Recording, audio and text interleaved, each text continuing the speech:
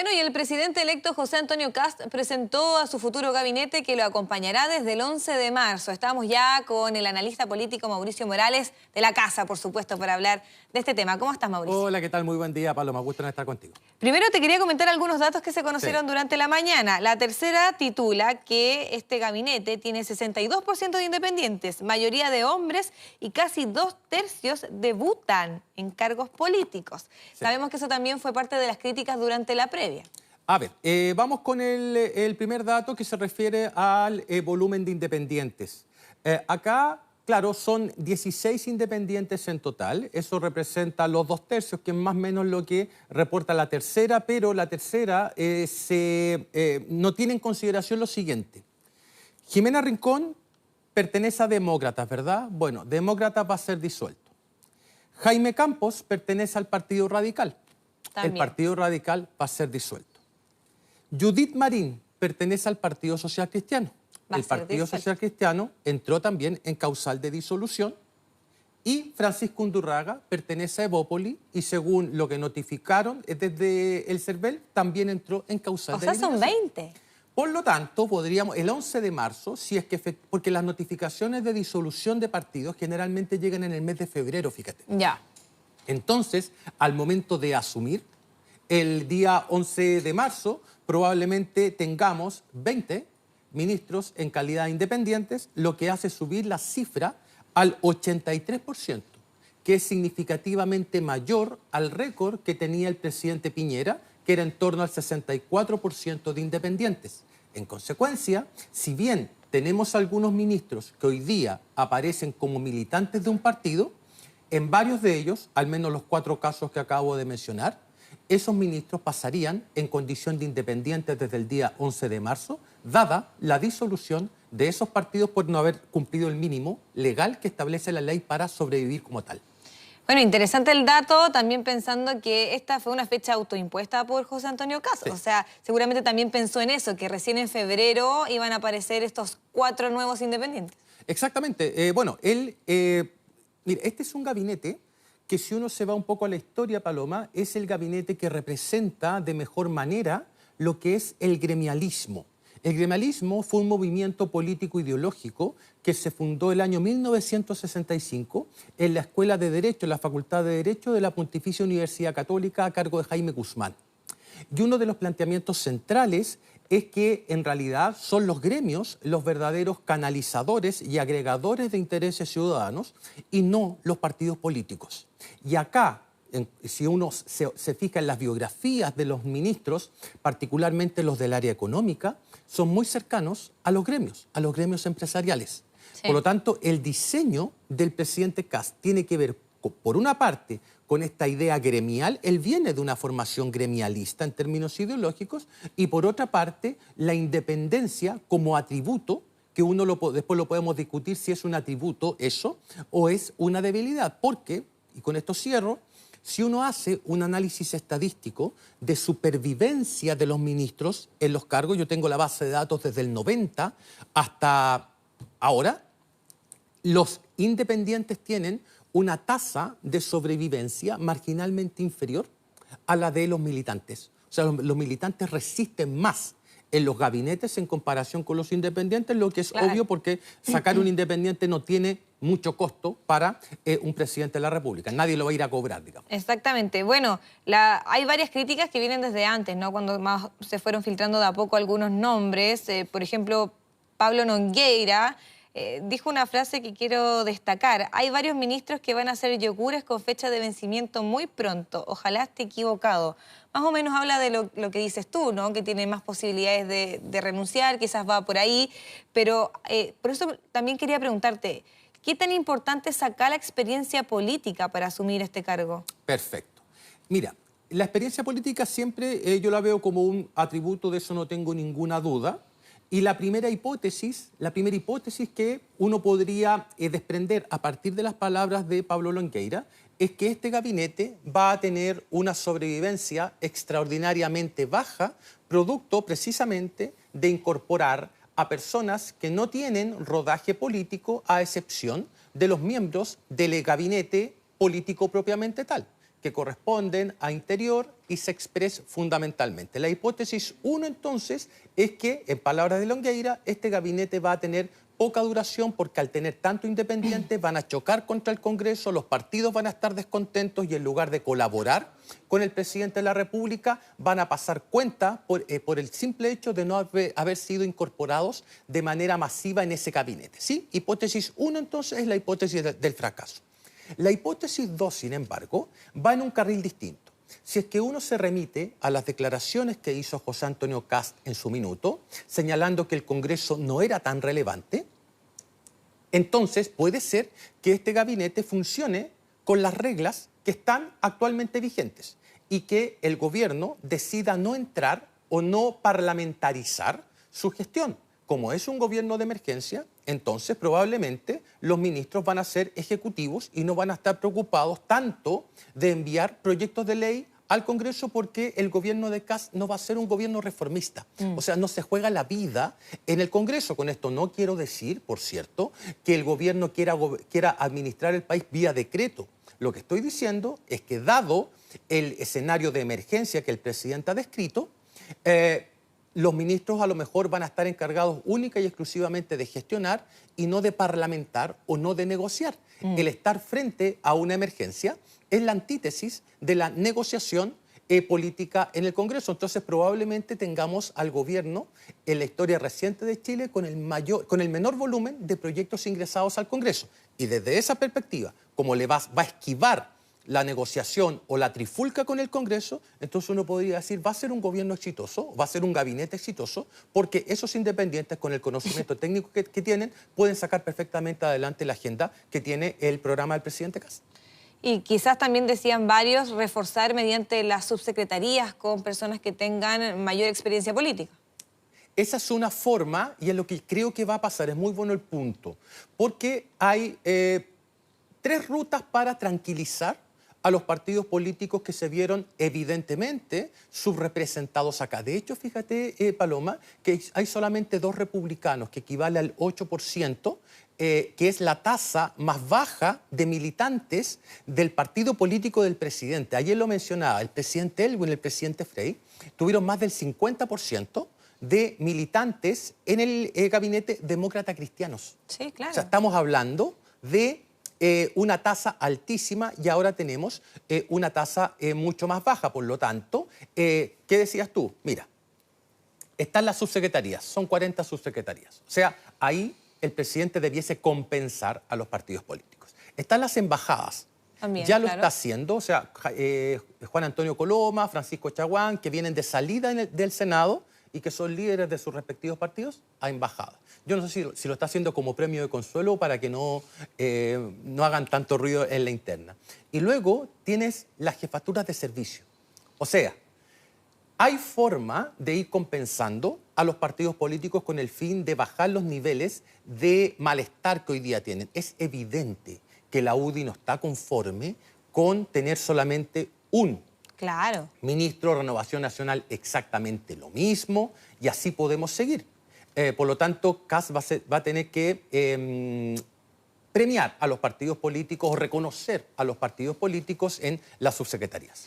De todas maneras llama la atención considerando que la derecha tradicional determina apoyarlo a él y que después él haya tenido esta respuesta. O sea, de todas maneras habla de una decisión que me imagino que fue difícil de todas maneras. Ahora, pocas sorpresas hubo ayer, según lo que ya conocíamos, pero a mi parecer la más grande fue esto del biministerio, porque claro, ya sabíamos que finalmente Santiago Montt, el CEO de los Andes, había renunciado, lo supimos ayer como a eso de las 4 de la tarde, o sea, ya estaba inscrito en el Ministerio de Minería y después finalmente se anuncia a Daniel Mas como viceministro. Sí, eso fue una decisión de última hora. Me imagino, y esto es una creencia, una hipótesis, podríamos decir, que en el entorno y en el propio presidente Kast molestó muchísimo que Andes Cooper anticipara que esta persona, Santiago Montt, iba a ser el próximo ministro de Minería. O sea, las empresas no son las encargadas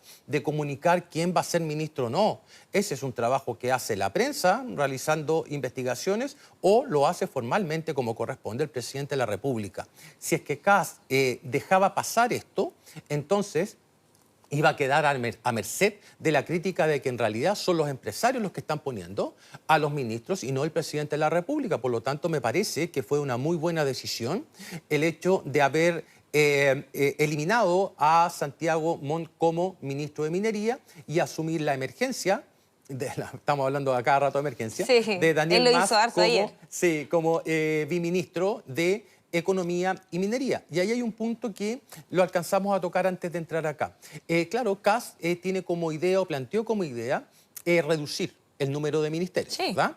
Eliminar algunos, de hecho. Pero cualquier eliminación o creación de ministros es materia de ley. Como es materia de ley, tiene que ser aprobada por el Congreso. Y como en el Congreso, Kast tiene minoría, tanto en Cámara como en Senado, entonces no va a ser tan fácil convencer a los legisladores para eliminar alguno de los 25 ministerios. Primera cuestión. Segunda cuestión, el hecho de que se fusionen dos ministerios en la figura de un biministro no implica que alguno de esos dos ministerios fusionados se elimine, burocráticamente hablando. Simplemente significa que ese biministro asume una doble función, Está a la cabeza que es de dirigir ambas carteras. Entonces, claro, él puede tener toda la intención de eliminar algunos de ellos, pero con un Congreso en contra yo lo veo particularmente difícil. Uno de los desafíos que también podría tener este gabinete es cómo hacer la diferencia entre el mundo privado y el público, pensando que hay varios de ellos que están ligados al mundo privado también. De todas maneras, eso puede generar cierta suspicacia. Tienen que encontrar una estrategia para separar los intereses. Yo anoté algunos nombres solamente, por ejemplo, Pérez Maquena, ¿cierto?, quien está en Cancillería, de Quiñenco, muy ligado a la familia Luksic también. El mismo Daniel Mas, vicepresidente Sí. de CPC, por ejemplo, y hay más nombres que están ligados o que estuvieron ligados a empresas importantes. Sí, a ver, vamos por parte. Como lo comenté en un principio, este es el espíritu gremial, el espíritu gremialista, Sí, originario, ideológico, si tú lo quieres ver así. Claro, este es un gobierno, como lo ha definido el presidente, de emergencia, pero eso no desconoce el trasfondo ideológico que tiene la construcción de este gabinete desde las bases más originarias de lo que fue el gremialismo en la Universidad Católica a cargo de Jaime Guzmán. Acá están los gremios totalmente representados y los partidos total y absolutamente subrepresentados. Y eso, si es que uno lee al Jaime Guzmán temprano del año de los 60, que tenía una revista, se llamaba Revista Realidad, si uno lee los documentos de Jaime Guzmán, se da cuenta de que este gabinete va en esa línea, para bien o para mal. Yo solamente estoy describiendo. Lo segundo, el presidente Piñera intentó algo similar en su primer gobierno. Y el problema de eso fue que, fíjate, tienen las protestas en Aysén, que produjo un cambio de gabinete, y posteriormente, el año 2011, tuvieron las protestas estudiantiles. Y eso significó un cambio de gabinete estructural y tuvo que ir a buscar al Senado personas que se hicieran cargo de algunos ministerios, Longueira, Chadwick, entre otros. Por lo tanto, acá el presidente Kast va a tener que ser particularmente cuidadoso, tanto en lo que tú señalas, es decir, en marcar una línea entre lo que es el interés público y el interés privado, y por otra parte, evitar a cualquier costa un cambio de gabinete que suponga ir a buscar personas al legislativo. Porque cuando un presidente va a buscar personas al legislativo, esa es una señal de debilidad, de capitulación. quizás. Sí, abdica el presidente, por decirlo de alguna manera, y pierde poder. Exacto. Claro, si él diseñó un gabinete de estas características con independientes y sacó a los partidos políticos que probablemente los compensen las subsecretarías y después con un cambio de gabinete los va a buscar, de inmediato el presidente va a quedar debilitado frente a la opinión pública y frente a esos partidos que van a comenzar, si los llamaron, es para dirigir, no Claro. es para estar ahí de adorno. Exacto. Ahora, ¿qué te parece el nombre de Trinidad Steiner? Bueno, responde un poco al perfil que estaba buscando José Antonio Kast para este gabinete, pero habían otros nombres. O sea, Rodolfo Carter menciona que finalmente no iba a tener las competencias o lo que necesitaba para dirigir un ministerio de esa envergadura, el Ministerio de Seguridad, que es el corazón del gobierno que quiere plantear José Antonio Kast, pero también estaba Luis Felipe Cuéllar, que era más cercano al Partido Libertario. ¿Qué te pareció el nombre de la ministra? Es un nombre que sorprende. Es primera vez, por lo menos, que yo veo que una persona del Ministerio Público pasa directamente a un ejecutivo. Hemos tenido personas del Ministerio Público que han pasado a ser en algún minuto candidatos al Congreso por algún cupo de diputado o senador. Pero esto no lo habíamos visto que una exfiscal en este caso pasara a formar parte de un gobierno particularmente de estas características, pero tiene todas las habilidades técnicas para asumir el cargo considerando su experiencia tanto en crimen organizado como en asuntos fronterizos. Eso no hay duda alguna. Vamos a la causa. Claro, existían varias posibilidades para asumir este importante ministerio, que diría yo es el más relevante para José Antonio Kast. Como tú decías, estuvo Rodolfo Carter en algún minuto sonando, estuvo Enrique Basaletti, estuvo Cristian Vial. ¿Cuál fue el problema? El problema fue un error de cálculo del presidente de la República. No lo quiero decir como un error malo, sino que fue un error bueno. ¿En qué sentido? ¿Del actual presidente o del presidente electo? Del presidente Kast. Ah, ya. ¿En qué sentido? Pues te lo digo, Paloma. Que él, claro, tenía estas tres cartas y estas tres personas que acabo de mencionar, fueron como candidatos al Congreso. A lo mejor el presidente pensó, alguno de los tres no va a ganar. Por lo tanto, el que no gane va a asumir este cargo como ministro de Seguridad Pública. Lo que no tenía en cuenta probablemente es que los tres iban a ganar. E ir a buscar a un diputado recién electo que ni siquiera ha asumido o a algún senador recién electo que ni siquiera ha asumido para que ocupe el cargo Ministerio de Seguridad Pública era pegarle una patada a la democracia. ¿En qué sentido? En el sentido de que las personas que acababan de votar por ese representante iban a quedar mirando hacia los lados, producto de que ese representante iba a asumir un cargo en el Ejecutivo. Por eso mismo, el presidente tuvo que recurrir a otro tipo de perfil. Como tú dices, estaba Luis Felipe Cuéllar, pero su cercanía con el Partido Nacional Libertario bloqueó cualquier posibilidad de acercamiento. O sea, Kast ya tomó una decisión. Y esto es muy... Disculpa que me extienda un poquito. No, adelante. Tomó una decisión. Y esto sí que es inédito. La coalición electoral del año de las elecciones legislativas recientes incluía al Partido Nacional Libertario y al Partido Republicano. Ellos fueron juntos en la elección legislativa. Sí. Llevaban dos candidatos presidenciales, pero iban juntos. Y es primera vez que una coalición electoral no se transforma en coalición de gobierno. El Partido Nacional Libertario simplemente no entró. Y me parece que no va a entrar, por lo menos en el corto plazo. Y algunos decían, oye, pero ¿por qué no pone a Kaiser en alguno de los ministerios, defensa, interior? Yo siempre digo, no puede haber dos árboles de Pascua en una misma casa. O sea, eso significaba un conflicto directo y además Kaiser no fue tan respetuoso con el presidente. Recuerda que llegó a la oficina presidencial o a la oficina del presidente electo con un documento con los puntos centrales que debía tener el programa del presidente Kast o las líneas rojas, como dijo en su minuto. Y después tampoco le pareció adecuada la oferta que le hizo el presidente Kast respecto al Ministerio de Minería y dos subsecretarías. Eso los molestó y no van a formar parte del gabinete. Pero al mismo tiempo incorporó personas que vienen de la ex Nueva Mayoría o la ex Concertación, Jimena Rincón, Jaime Campos, y eso le da más juego hacia actores moderados. En resumen, ¿qué está transmitiendo con esto el presidente Kast? Uno, que no va a ser un gobierno de la derecha radical tal y cual lo hemos conocido en otras partes del mundo. Segundo, que no se va a juntar con agentes más extremos, sino que va a tratar de aproximarse a actores más moderados y la nominación de independientes avanza un poco en esa dirección. Tercero, no va a dar ninguna batalla cultural.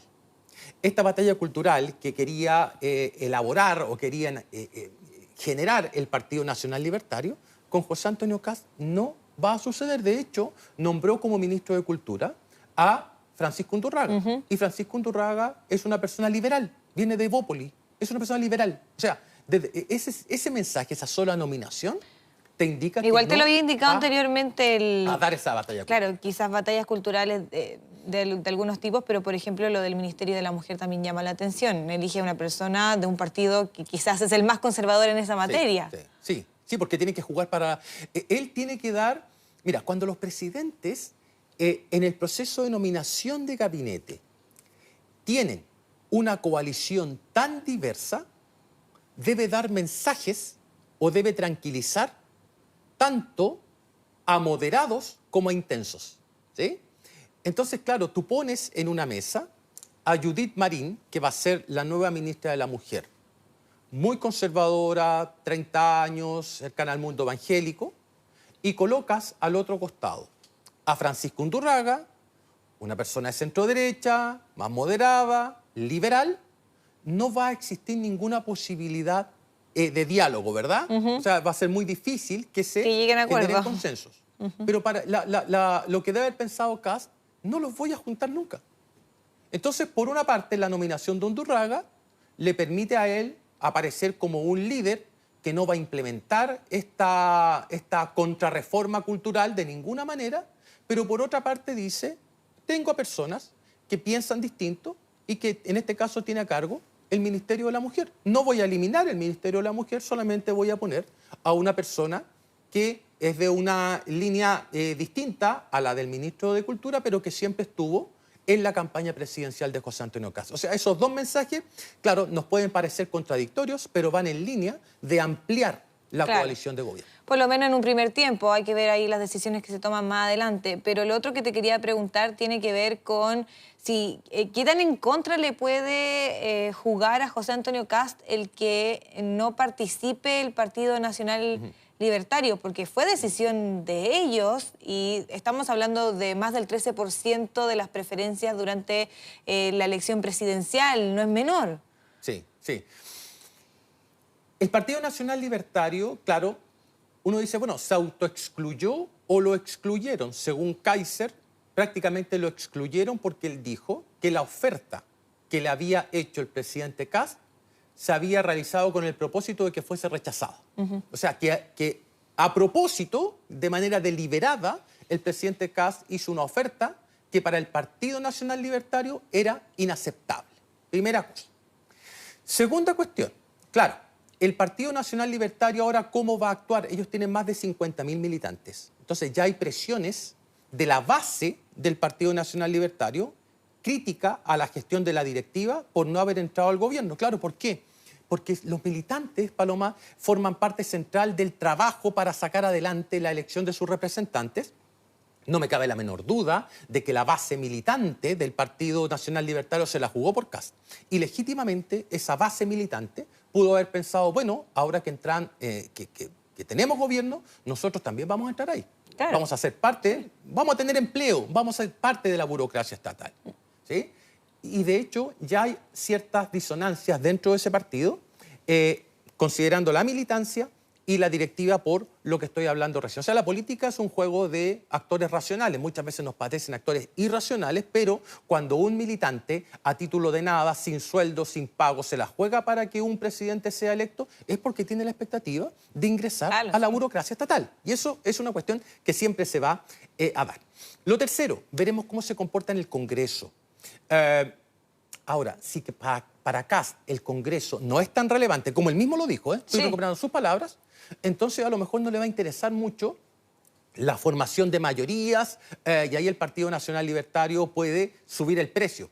¿En qué sentido? En el sentido de que si hay una negociación que sí sea importante y se requiera los votos del Partido Nacional Libertario, claro, Kast va a tener que subir la apuesta. Pero, y acá está lo más importante, y con esto cierro para responderte bien, si es que hay un cambio de gabinete en algún minuto y entra el Partido Nacional Libertario con Kaiser, se acabó el gobierno del presidente Kast.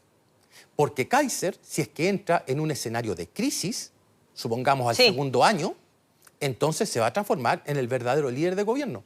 Es más, Paloma, tengo el cálculo, el promedio de protestas de más de 1.000 personas en Chile desde el año 90 en adelante.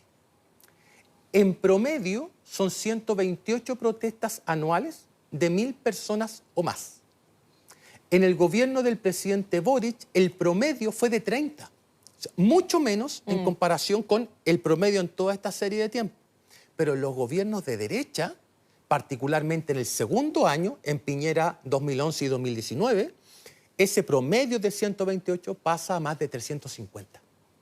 Entonces vamos a tener, seguramente si uno sigue esta secuencia, mayor movilización social. Eso puede gatillar alguna crisis, y si es que el presidente hace un cambio de gabinete e incluye al Partido Nacional Libertario, Kaiser no va a llegar ahí como acomodo, como un agente lateral. No, va a llegar con el protagonismo que él siente que debe tener dentro de un gabinete.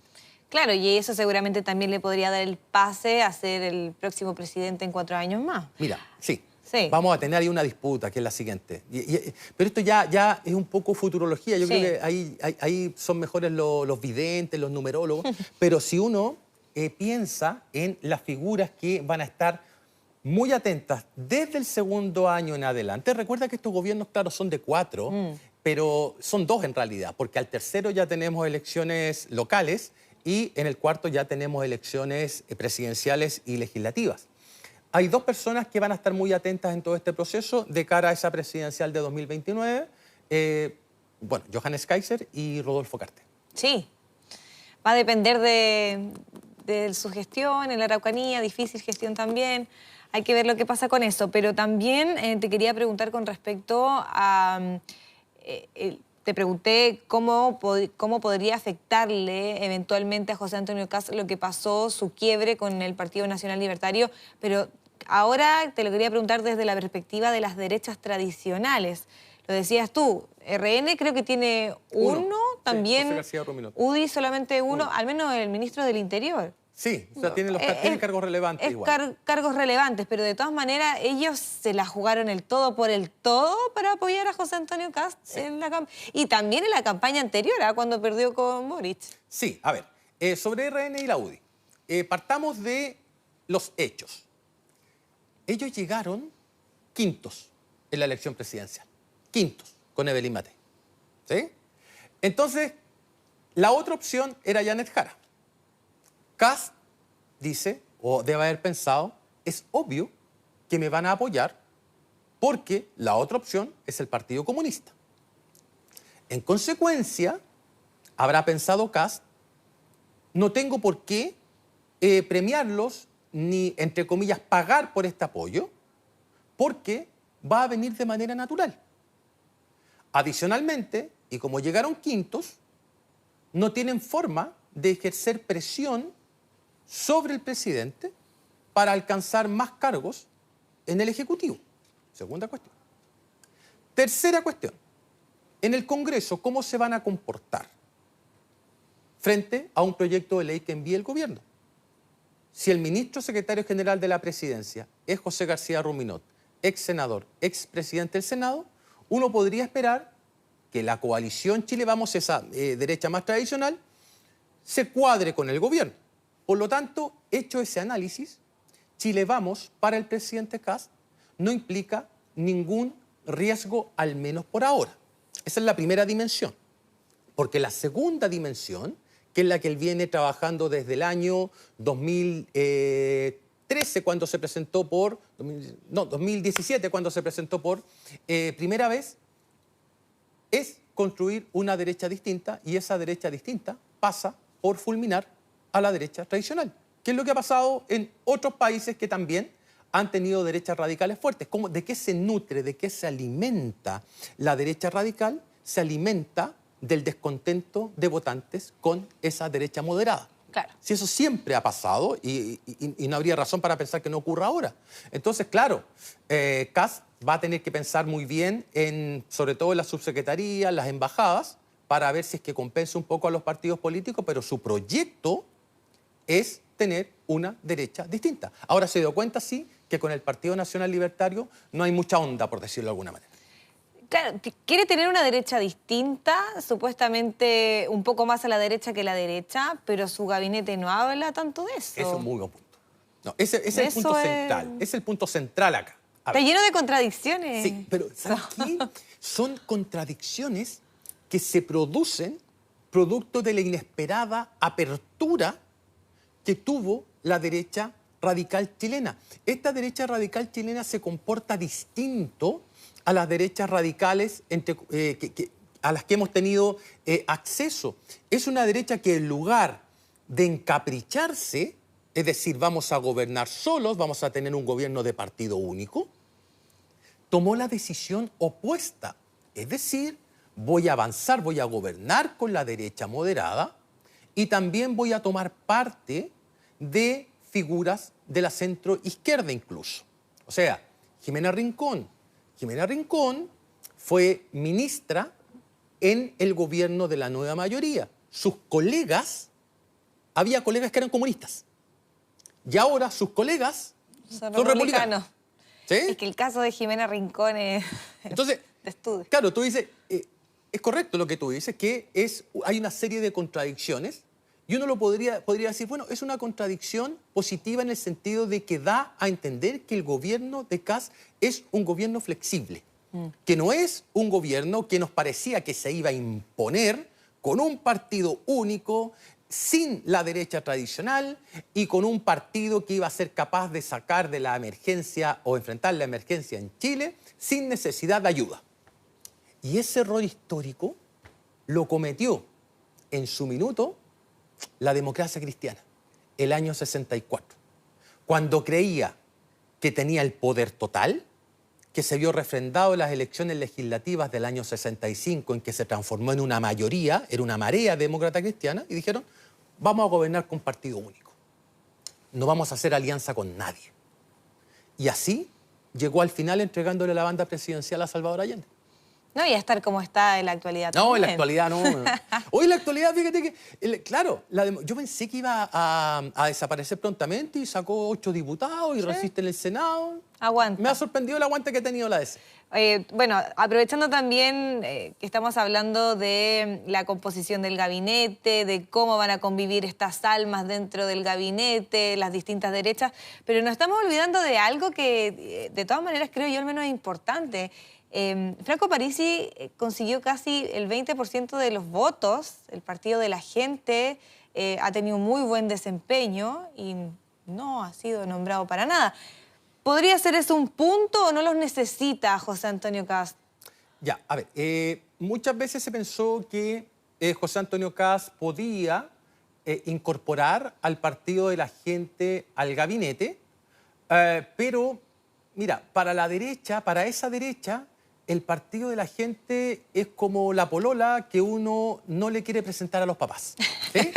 Es decir, es un partido con el que se puede tener votos, se puede pasar muy bien, se puede negociar, se puede conversar, pero presentarlo en una coalición en público, eso de inmediato podría generar un problema, sobre todo para aquellos republicanos que tienen un grado de formalidad mayor. Es decir, ellos prefieren tener a Jimena Rincón o Jaime Campos en lugar de aparecer en una coalición con el PDG. ¿Por qué? Porque ven en el PDG un partido con cierto tinte populista y que por lo tanto podría degradar la imagen que tenga esta coalición que está armando el presidente Kast. De hecho, yo no veo viable, no veo probable que el partido de la gente ingrese al gabinete. O sea, en algún minuto podría suceder, pero lo veo extremadamente difícil.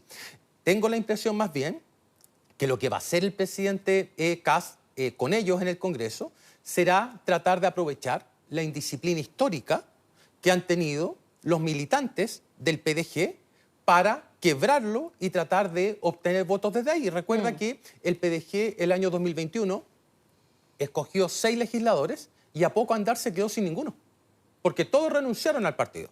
¿Sí?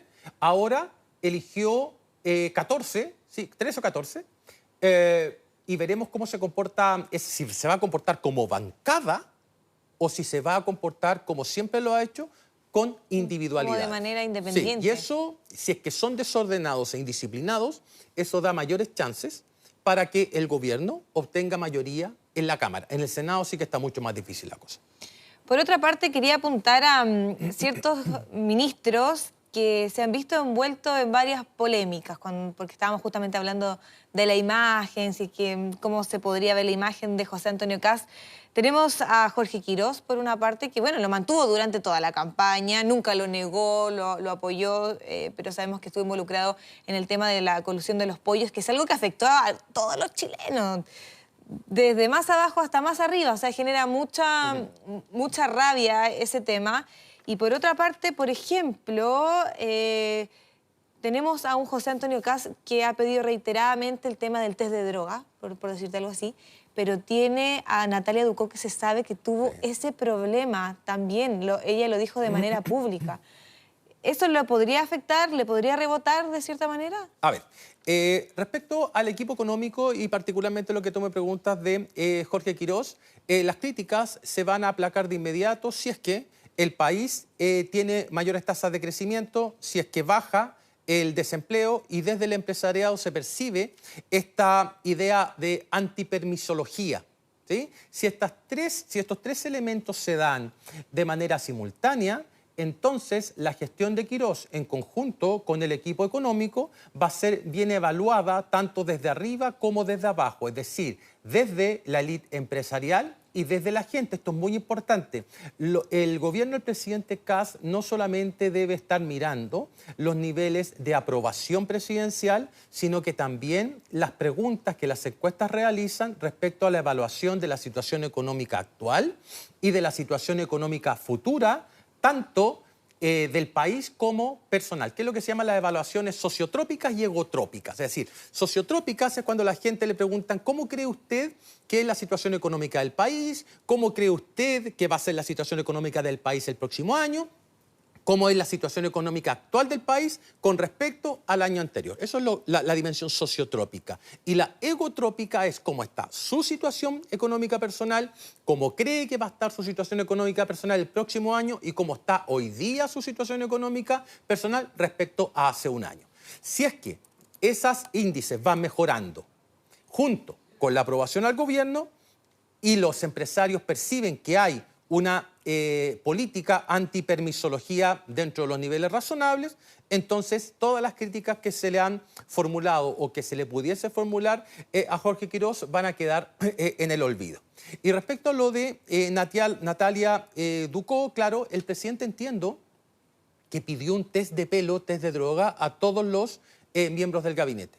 Y si Natalia Ducó fue nombrada, me imagino que ese test salió negativo, sin perjuicio del antecedente que podamos tener con respecto a ella. Yo no he visto, eso sí, fíjate, presiones ni acusaciones constitucionales contra ministros del deporte. No los recuerdo. Tampoco recuerdo contra ministros de la mujer. O sea, pero en los ministerios más altos en términos de jerarquía, ahí sí podemos ver eso, pero en estos otros ministerios yo no vería mucho conflicto, por ahora, porque cualquier cosa puede pasar. Sí, por supuesto que sí. Mauricio Morales, agradecerte. Uy, ¿cuánto duró la entrevista? Hoy harto, yo estaba muy entretenida. 40 minutos, Mauricio. Bueno, yo estaba muy entretenida, me gusta mucho conversar contigo, aprendo demasiado, ojalá que ustedes también, quienes nos están viendo. Gracias, que te vaya bien. Que estén muy bien, chao.